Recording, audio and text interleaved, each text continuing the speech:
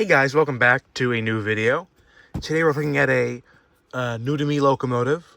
Now I've already looked at this and I've already put a decoder in it, but that's because what happened is I originally unboxed it and then I said some no words when I unboxed it, so I can't use that. So this is a Nickel Plate Products Reading 210-2. Reading K-1 to be specific, and this is a Santa Fe type. So usually what happens is you have like Mikado, so whoever kind of makes the first of a wheel arrangement, like the New York Central made the first Hudsons, or like they were the most common, so whenever you see a 464, 464, it's called the Hudson. So the Santa Fe was the first person to make the 210-2, so therefore they were called Santa Fe's. This is made by Wu Yang in Korea. This is a bit of a later model. There is two people who made these. It's NJ Custom Brass and Nickel Plate Products. This is the much superior version. They're rarer, but they're better. I mean, they're better. They're more detailed. They're better built, and they run better. So if you find one of these and it's the same price as a NJ Custom Brass, I would buy that one. It's my little 2 cents. So we'll get into it. What's nice with nickel plate is you get paperwork, when people don't take it out. So basically they give you a how to break in a locomotive, which is pretty common, but still pretty nice to have. You have a little dealer plaque, and you can see this one was, whoever was a dealer did not stamp that, or they didn't stamp it. And then here's kind of a little bit of a, a little bit of an information. And then here are the decoder parts that I put in. I use TCS decoders, but they're all pretty similar. It's just opinion, basically. Now, this is the K-1 SD. There's another version. I don't remember. I think it's just a K-1 SA, I think, or something. And the main difference was these were the first version. So, the Reading had 2882s, and they took 10 of them and rebuilt them into these. So we'll start with the tender. This is a pretty basic Reading 6-axle tender. Very similar to the ones you'll find on the Reading T1. Just pretty basic, but nice looking tender. These do have all the yellow lining and stuff, so they look really cool when they're all lettered up.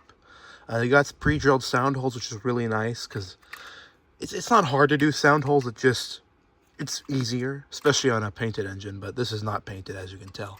Got a coupler on there, and on the front, the headlight and the backup light, you'll see that they're dark. That's not anything, that's because drilling into here, you can see I had to put a light in there. Let's see. I had to put a light in there. So what happened is when I went to go solder it, it burned off the clear coat on there. So we'll get to the engine.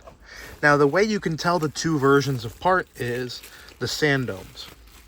Because on the Reading N1, they had the 2 sand domes, so they just left those on there. You can see 2 little sand domes.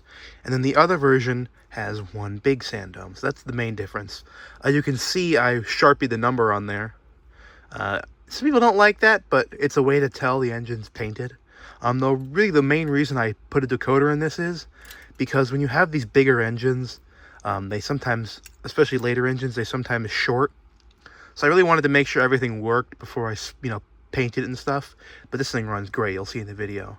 There you can see the headlight and stuff. I added a front coupler on this one, just because I like having a front coupler, so that's why. But you can see here, it's got a, maybe able to see it, but you can see it's got an idler gearbox, and then you can see a little brass tube behind there as a torque arm, which really helps with running quality.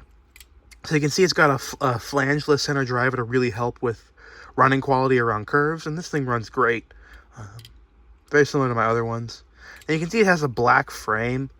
That's basically because what people used to do is they used to not take the entire thing apart, especially when you could still find paint and everything, but I don't like doing that because it really just is not as good a quality of paint job. But you can see in there, I added a bunch of weight because the weight they give you is tiny. I mean, the weight fits in here. So, it's about the size of it's about that big from here on, just tiny. But you can see there I added a bunch of wheel weights. These weights are for tire balancing, and they have really sticky adhesive, so I like to use those. So yeah. And then you can see actually in there, let's see. I put a firebox slicker in just because I use 6-pin connectors because I really like these TCS because they're really malleable.